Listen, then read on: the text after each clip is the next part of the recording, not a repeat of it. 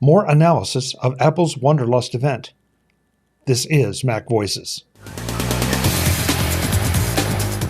This edition of Mac Voices is brought to you by the MacVoices Slack, available to all patrons of Mac Voices.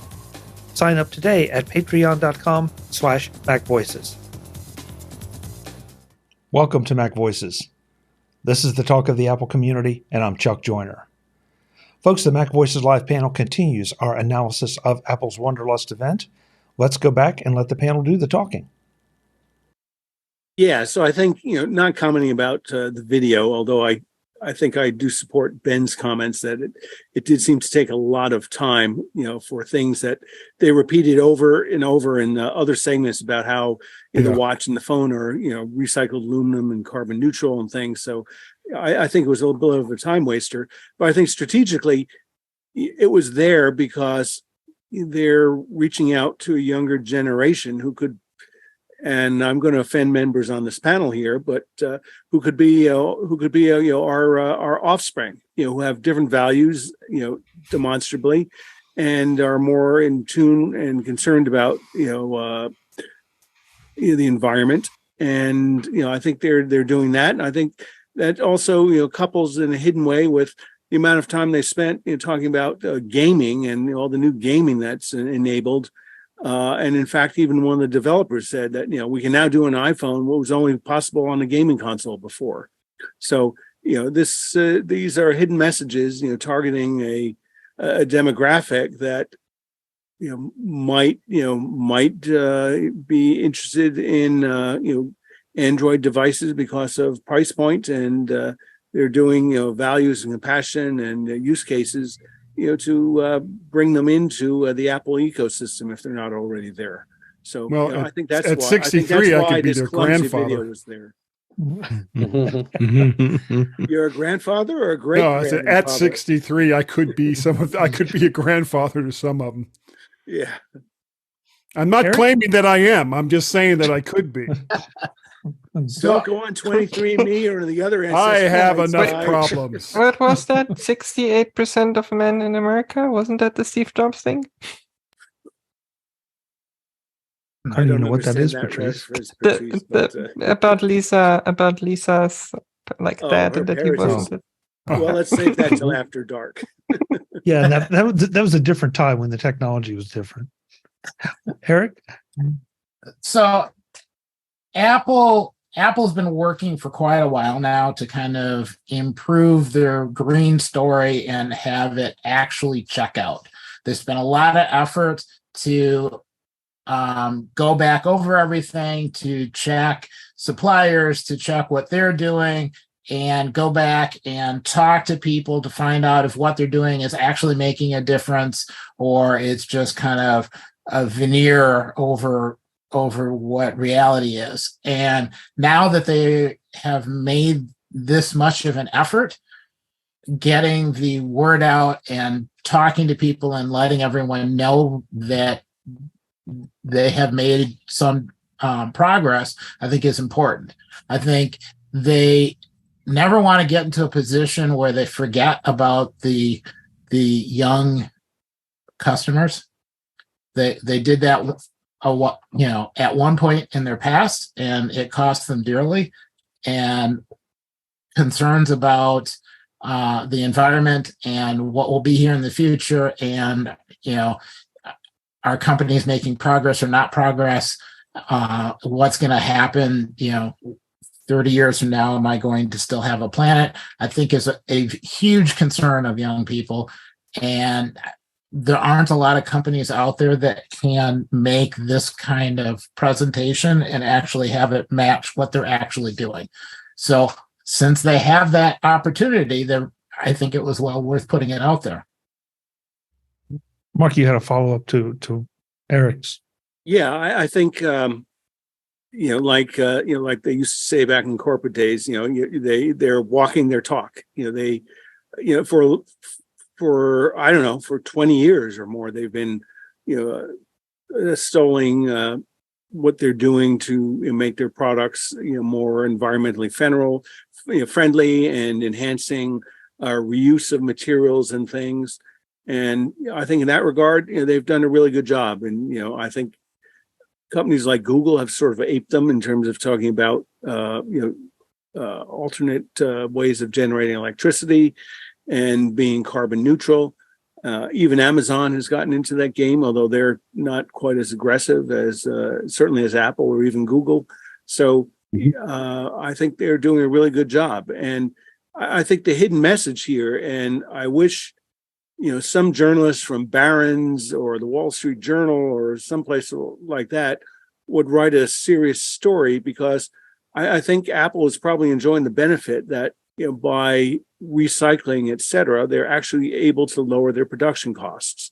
And, that's a hidden message as a benefit for all sorts of manufacturing industries.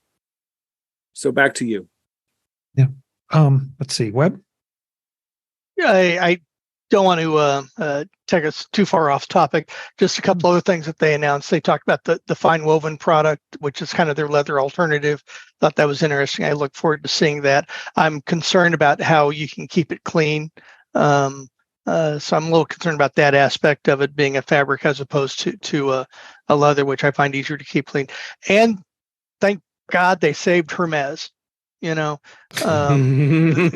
was all this question that they're clearing out their inventory and 90% discounts for Apple Store employees, and then all of a sudden they talk about Hermes today, and thank goodness for that. No, I do not own any Apple Watch Hermes product, but I know a lot of people do. Our long rumor mongering nightmare is over. Yeah, so those are my only comments that I had. It's I'm looking forward to the fine woven product. So, Patrice? Yeah, one thing, this is not new. Apple does this every year. Remember Lisa Jackson on the roof of the of the ring? The roof, yeah. They do that. But I have a different question. Like Octavia Spencer, she's on strike right now. How did Apple get this done? Because there's a SAG-AFTRA strike and has been going on for 100 and 10, 20 days. Well, either they did it before, or they got, which is very likely, they got a special permission from the guild to do this. I mean, this is marketing, so it's not a movie or anything. Yeah, I have friends affected by the strike, and there are some things that can go through as a one-off deal. We want to do this project, and in this case, it's time sensitive. We have to have something by a certain date. There's a deadline for it. And it's not something that is really subject to residuals or anything like that. Mm-hmm. It's this is a show that's going to go into reruns or something next summer. So I maybe think it for should. some things, it'd be great.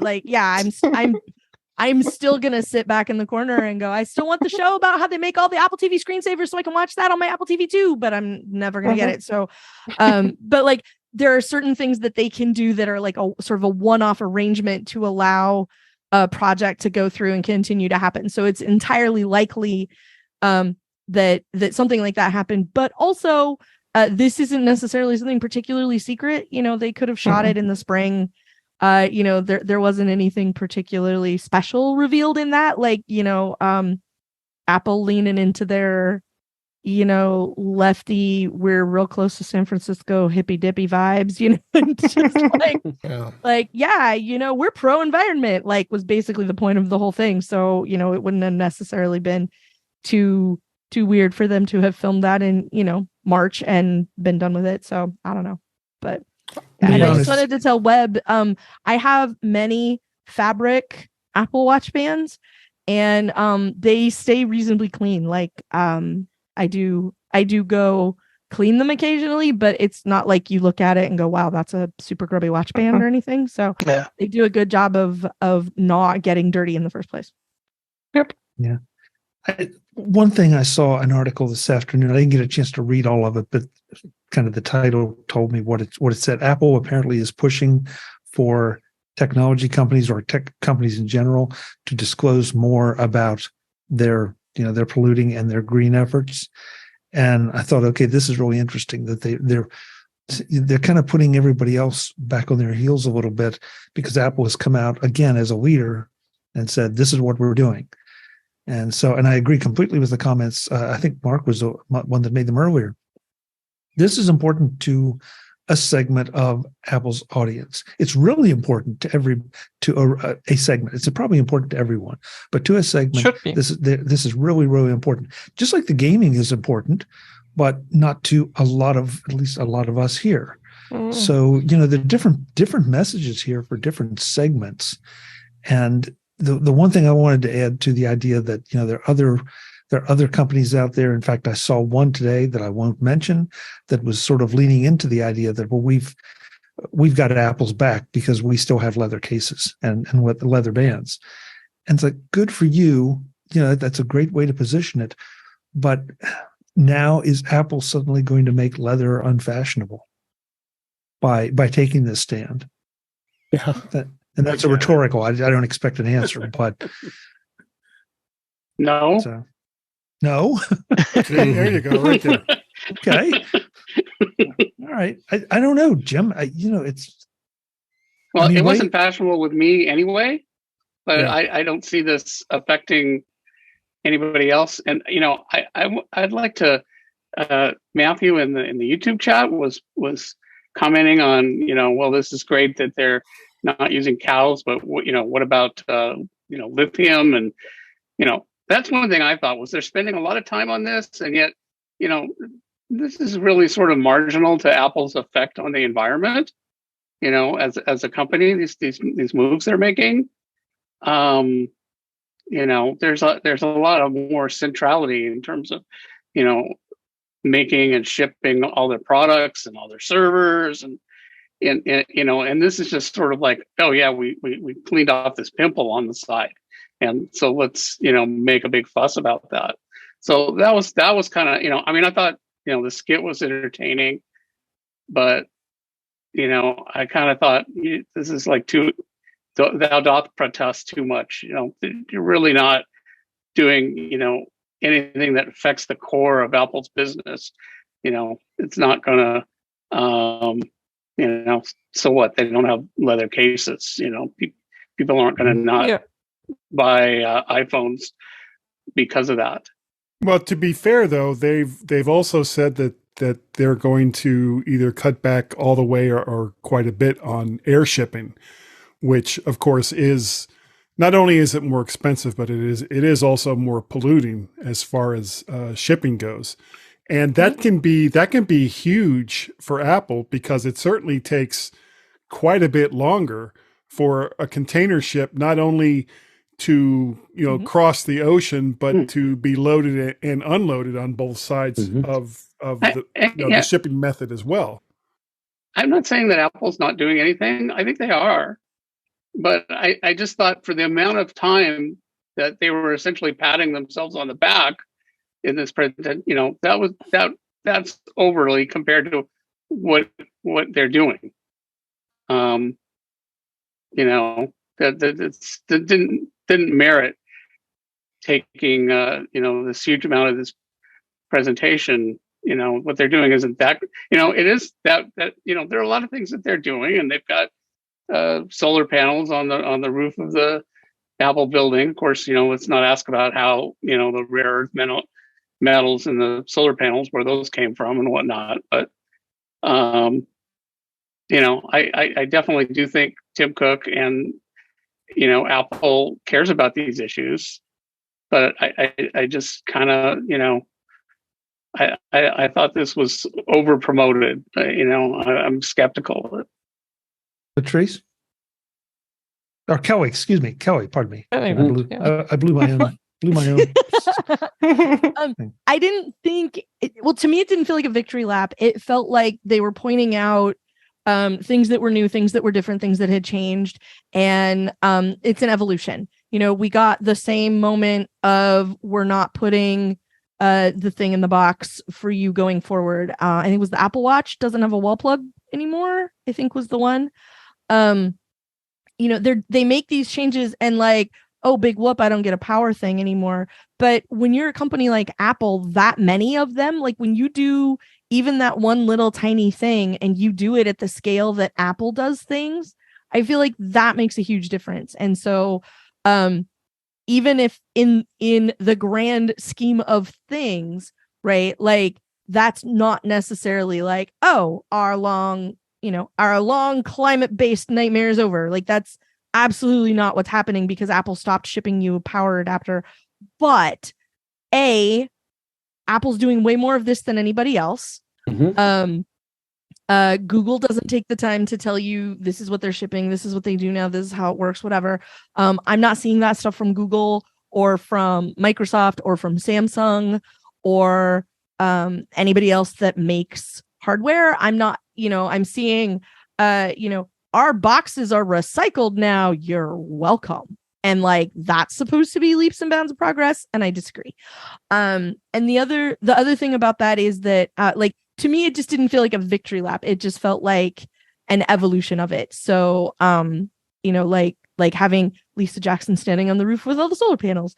I feel like this starts to veer a little bit into the good place, where like if you're trying to make a good decision, then you end up with all this other stuff that's supposed to be negative fallout, so you can't really make a good decision about it either, because like trying to avoid this means that all these other things are now bad but in a different way. Mhm. And there's no way for you to try and make anything better. And I feel like Apple's trying to take a shot at maybe trying to make something a little different or a little better, and it feels like they're trying to do it for the reasons that, even if they're the only ones, it's something that is a little less harmful for the planet, as opposed to the decisions we get from lots of other places, which are to extract maximum value for shareholders. Yep. Plus, with lithium, there's really not any alternatives right now. And the second there is, I feel like Apple's going to be the one to find it, because they're like the engineering that goes into stuff that Apple makes, like the battery technology and the way those things evolve. I've been banging that drum here and everywhere else forever, that Apple doesn't get the credit they deserve for some of the really boring engineering stuff, like the terraced battery, so that it can be really skinny but still have a bunch of juice. Like those kind of things are things that a lot of people just don't pay attention to. So let's move on to the iPhone, because we're going to start to run out of time. Hard as that is to believe. I thought the green stuff would be throwaway, but you guys feel strongly about that. Brian, we haven't heard from you much tonight. Tell us what your thoughts are on the iPhone and how much money you'll be spending. So one of the first things I do is, after I listen to the presentation, I love going to the spec sheet and being able to lay out all the differences and similarities between the different models. And so I did exactly that. I started looking at the phone that I have, which is the iPhone 13 mini. And then I looked at the 15 and the 15 Pro. And I started comparing, those specs. And one of the things that I looked at and was considering was, it seems like for the last two product cycles, Apple has the non-Pro version is getting the Pro version of the previous year's chip. And so I started looking at that. And when I was comparing the spec sheet, one thing that came out and I was thinking about was, so now it's the A17 Pro that's in the Pro line phone, not just an A17 chip, as opposed to the A16 that's in the 15. And then what I have is the A15. So it got me thinking and considering, and I haven't come up with a decision yet. Similarly to the watch, I'm kind of on the fence a little bit, probably closer to getting the new watch than I am the new phone. But I thought that was an interesting difference there from one to the other. When I did check in to see how much I would get for a trade-in, I think they were offering $325, I think, for the 13 mini that I had, the particular model. And when I was thinking about, if I do end up getting, say, the 15, I would definitely boost it up to the 256 gig as opposed to the 128 gig that I have now. So I was playing that into effect, and I think I came up with $650 out of pocket. One other thing that was a consideration that I did last time, when I got the 13 mini, that looks like it's no longer an option this time, is that I always use the MVNOs for my cell service providers. And so I use, right now I use Visible, for example, instead of for Verizon towers. And that's no longer an option to be able to pay over time using like the Mhm. Apple Card. And so that does give me a little bit more pause than it did last time, instead of making the 24 months interest-free payments. So definitely consideration. So I know two people on the panel who have pre-ordered their phones already. I'm one of them, unfortunately. David is You can't confessing. pre-order till Friday, so like you went through the whole thing in the app of like get ready now to do the thing. Yeah, Is that what you mean? Okay. David, what were you calling it? The pre-order? The practice run. Pre-order, right? Yeah. Yeah. And I'll do mine after the show tonight. So Okay. So, well, we have to ask everyone for those who have pre-ordered or are going to pre-order, what are you getting? Webb, we'll start with you. remember, Oh, I have two phones. Right. So, and I'm in the upgrade program. So, so I'll replace these with 2 1 terabyte phones, Pro Maxes. Pro Maxes. Okay. Yeah. Okay. One black, one blue. So. Because of the power, because of the cameras, just because of the whole package? Yeah, I use at least half the memory for some of my business stuff. So so I just like to have the extra overhead. So that's why I go with the 1 terabyte as opposed to the 500, the 512. So I went with the 512 and ran out of space when the 11 or maybe the X. So I think it was the 11. So for you, the USB-C, upgrade speeds are going to be a big win when you come to upgrade. Provided, I guess, you back it up. Let your current devices sit for hours and hours and hours backing up to your Mac, so that when you upgrade to the i15 Pro Max, it can go like that. iMazing's my friend. So and I have to use it at least every 3 days for both of them. So. David, what did you get, and what were the decision points? I went to the iPhone 15 Pro Max, of course. It does start at 256 gigabytes, but I decided to move up to the 512 because it's not a big drastic difference because I'm making the monthly payments on it. Yeah, the camera, just the camera upgrades were just phenomenal. That really impressed me with the up to 120 millimeter telephoto digital zoom, and nice to see that this particular model is going to have the Wi-Fi 6E, which is a good nice good update. And battery life is going to be about the same what we're dealing with now, and the titanium is very attractive, and even the new side button with this removing the switch, I found that to be a nice compelling reason to change, and being able to program that the way you want, especially if you wanted to not have to be necessarily the ringtone muting. You could just do shortcuts if you want. So that's programmable. So I think overall that's that. I mean, I upgrade no matter what anyway, because that's just me, because I kind of do a show that talks about it. So it would only make sense. I'm on the new model every year. So. But no, I'm pretty impressed of what they did for this year, and it gave some good reasons to upgrade. I went with the 15 Pro Max for the camera. That was the big thing. Yep. Mm-hmm. One thing though that seems to have it was stated a few times, but the new phone with the titanium is lighter. That too. And it's noticeable. Apparently, we haven't had it in our hands yet, but from all the specs, it's noticeably lighter.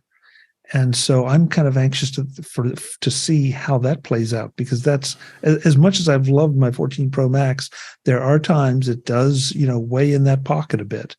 And so that was another thing. But really, the camera for me was the big thing, because having that 5x zoom now, and all the computational photography capabilities that come with it, I think is going to be interesting.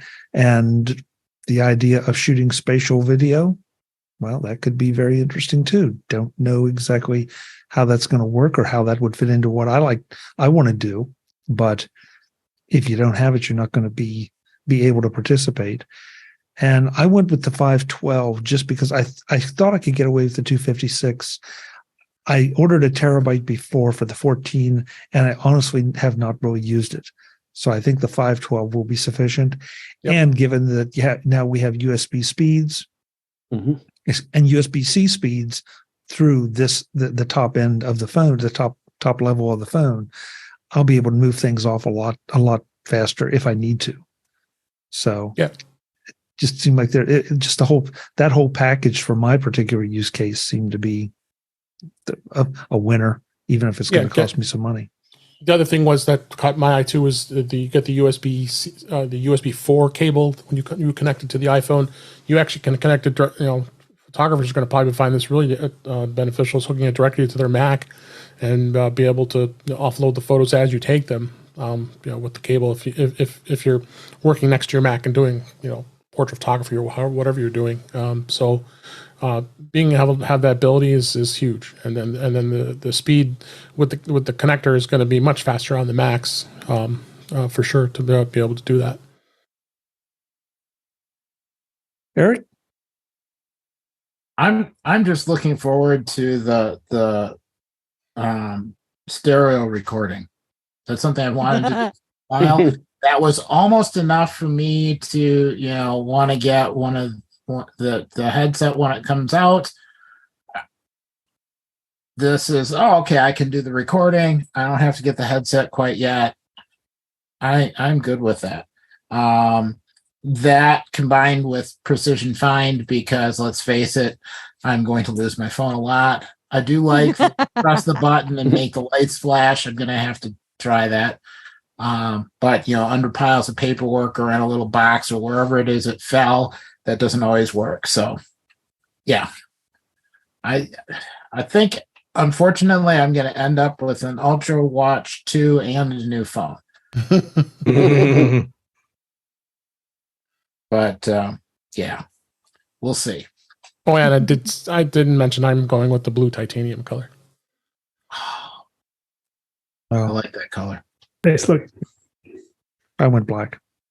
What are you going to do, Brian? Yeah, I just had a thought. I know David mentioned, one of the features was the loss of the ring silent switch and the addition of the action button.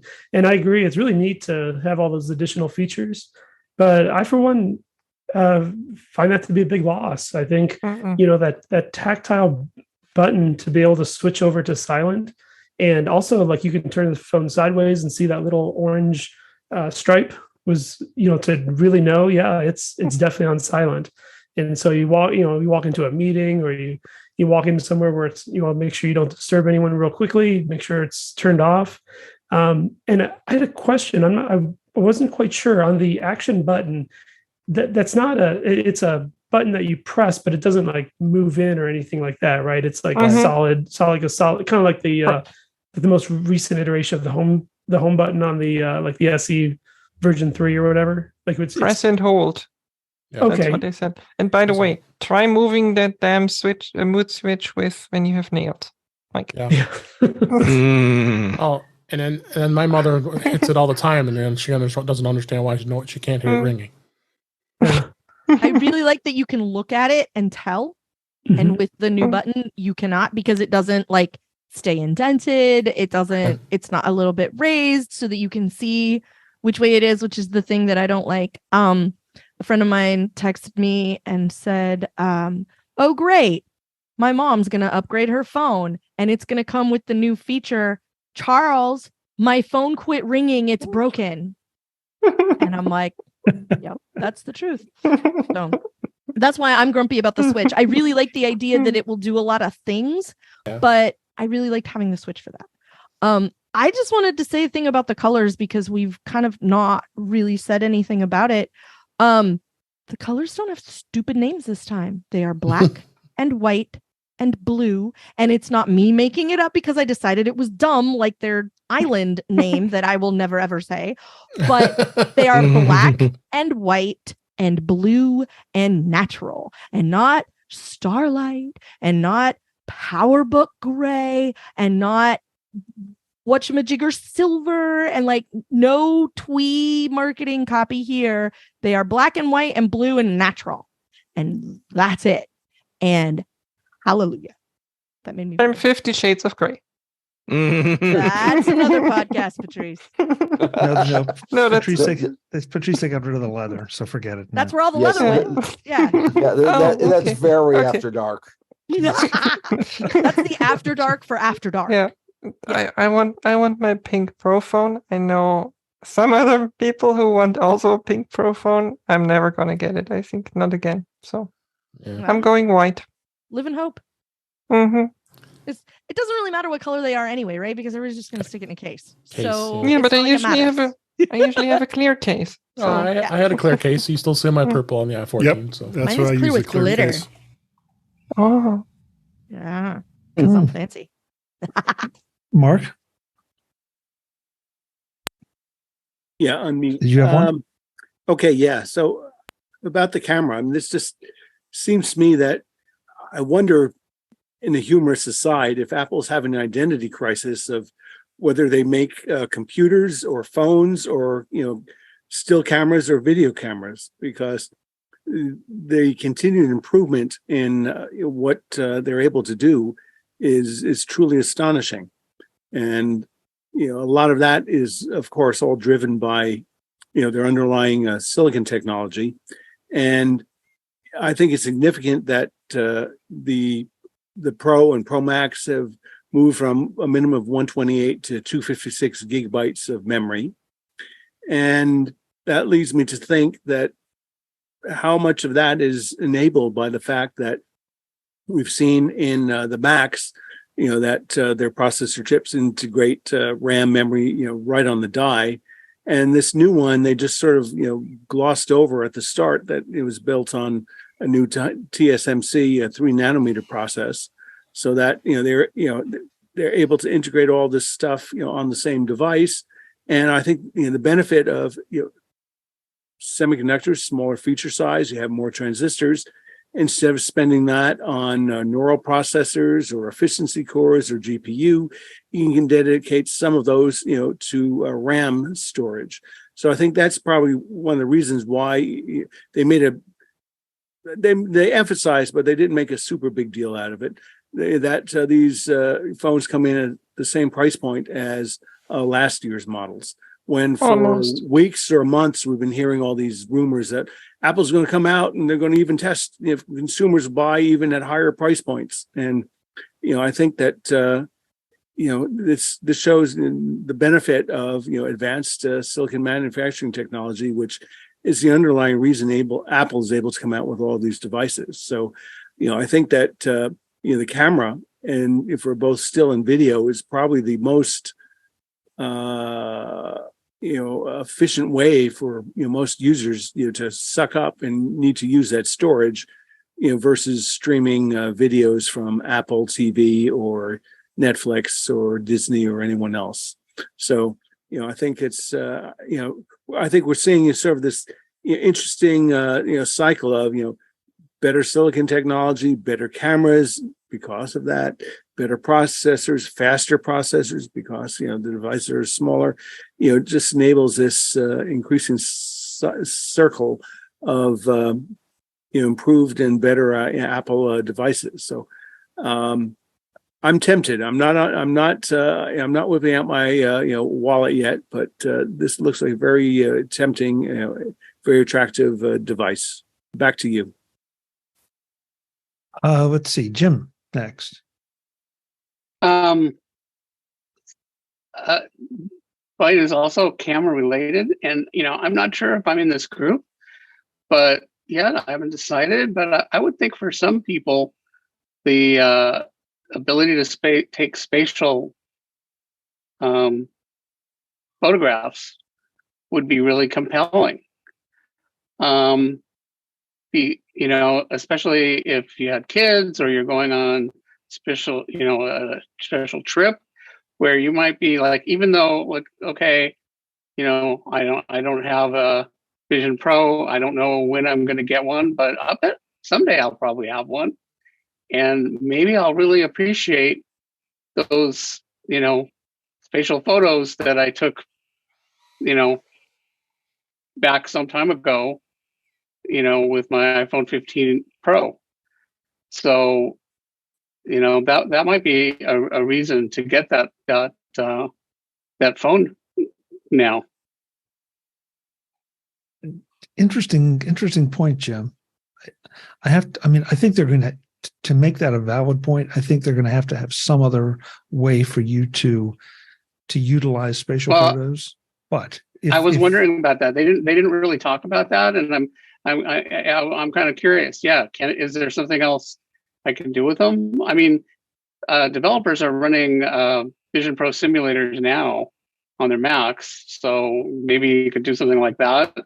I'm assuming that they will have, like if you take a spatial photograph, there's going to be some way you can look at it without, or do something with it, but maybe not. But yeah, I'm assuming I'm they're not just sure flat about photos or videos. I don't know. So yeah, I definitely would like to hear more about that. They kind of like, skipped over that, and probably because it's like, well, that's part of our Vision Pro story, and that's next year's story. But if I was doing, and that's another thing, like, well, what kind of things are really important subjects? If I'm going on a trip, maybe it doesn't matter because maybe, things that are far away don't make good I don't know that, that's the one problem, but it could be like, oh, I'm going to the, I'm not, but let's say I was going to see the pyramids in November. Well, maybe I'd want to have, this phone so I could take 3D photographs now, so that 10 years from now I'll have those and be able to look at them with my headset. And this, it may be something that just they stick in here now, and we see what happens when we get the Vision Pro, and then go from there. And of course, eventually, we talked about this before, there'll be a lower cost Vision Pro. Mm-hmm. So, I assume at some point I will be getting one. So, it may not be early 2024, but assuming I live for a few more years, I'll bet I'll have one at some point, and then I might be really glad that I have this content that it's like, oh cool, or yeah. Ben? Especially like if you had kids, like, well, you have like a 2-year-old kid that's 2-year-old now, and say, well, 10 years from now, I'm really going to be happy to have that. I won't be able to go back and take those pictures later. So this is my first chance, and every minute I don't have it, I'm missing out on chances to do that. So just a thought I had. I don't, like I say, I don't know how many people that would apply to, but yeah. Our MacVoices Live panel concludes our analysis of Apple's Wonderlust event. In the next edition of MacVoices, you're going to want to tune in and find out whether we reach any conclusions or whether we are all in a wait-and-see mode. That's next time on MacVoices. I'm Chuck Joyner. I'll see you then. Thanks for watching. Visit MacVoices.com for show notes and to connect with Chuck on social media. Get involved in our Facebook group or like our Facebook page, and get more out of your Apple tech with MacVoices Magazine, free on Flipboard and on the web. And if you find value in it all, consider supporting us through either our Patreon campaign at patreon.com/MacVoices or by making a one-time donation via the PayPal link on our front page and in the show notes of each episode. You will join these fine people who help bring you MacVoices.